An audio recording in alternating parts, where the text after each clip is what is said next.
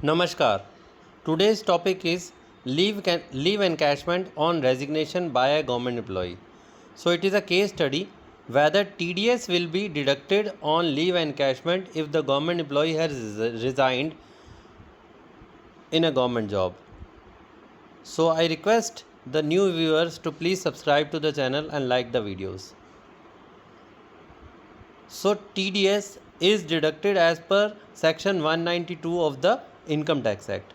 TDS is required to be deducted on leave encashment paid at the time of resignation, that is in cases other than retirement or superannuation.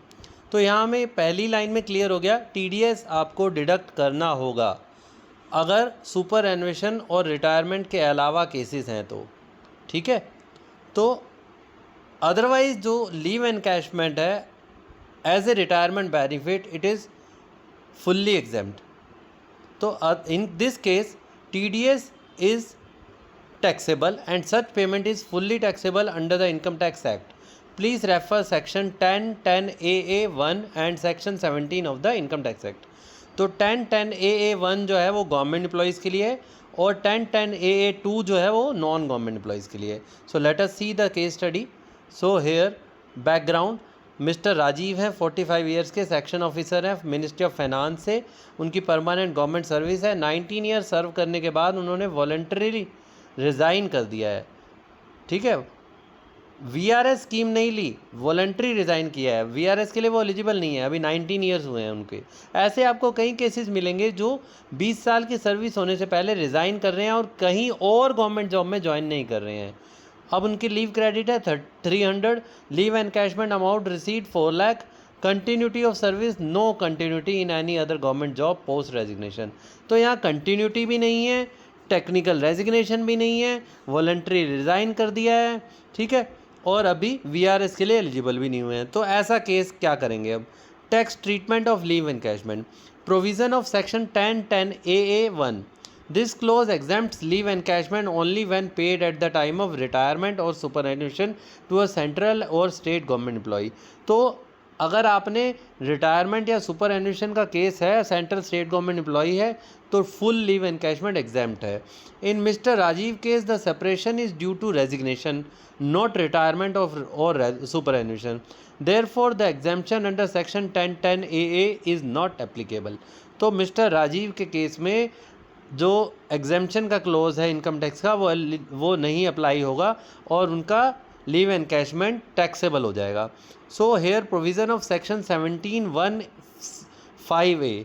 As per section 17(1) of the income tax act, leave encashment other than exempt portion under section 10 is treated as part of salary.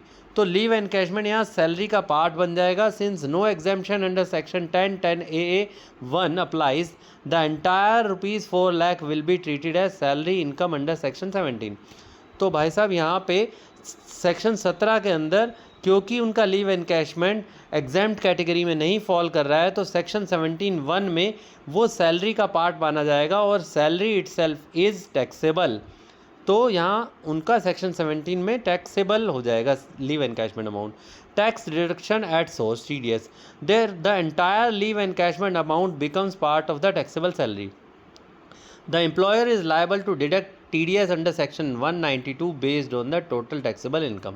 अब यहाँ पे TDS काटना पड़ेगा leave encashment पे section 192 के अंदर. Summary of tax implication, leave encashment 4 lakh मिला उनको, 10(10) AA1 के अंदर 0 एग्जेम्पशन है, टैक्सेबल पूरा हो गया.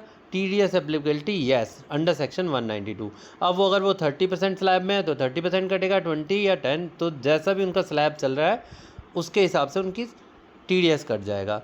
हैड मिस्टर राजीव रिटायर्ड और superannuated, the entire leave encashment would have been fully exempt under section 10(10) AA1 being a government employee. तो अगर उन्होंने रिटायरमेंट या सुपर एनुएशन लिया होता तो उनका फुल्ली एग्जाम्प्ट हो जाता. पर इस केस में क्योंकि उनको 19 ईयर्स ही हुए हैं और दूसरी जगह वो ज्वाइन नहीं कर रहे हैं, टेक्निकल रेजिग्नेशन नहीं दे रहे हैं, इसलिए उनको नहीं मिलेगा exemption. In the absence of continuity of government service and in the case of resignation, no portion of leave encashment is exempt even for a government service. तो क्योंकि यहाँ पे उन्होंने रेजिग्नेशन दिया है और कंटिन्यूटी ऑफ सर्विस नहीं है, तो उनकी पूरी लीव एनकैशमेंट जो है टैक्सेबल हो जाएगी. तो ये केस है जो एक डिफरेंट केस है। अदरवाइज़ आप देखेंगे गवर्नमेंट एम्प्लॉयज़ ये सोचते हुए रिज़ाइन कर देते हैं कि हमारा लीव एनकैशमेंट वगैरह जो है एज ए रिटायरमेंट बेनिफिट मिल रहा है, तो हम ये टैक्सेबल नहीं होगा। तो इस केस में क्योंकि लीव एनकैशमेंट रेजिग्नेशन के कारण और कंटिन्यूटी ऑफ सर्विस ना बनने के कारण मिल रहा है, तो ये फुल्ली टैक्सेबल होगा, क्योंकि वो सैलरी का पार्ट बन गया under section 17। I hope the matter is clear to you. Please listen to other videos and tune in to the channel. Thank you very much.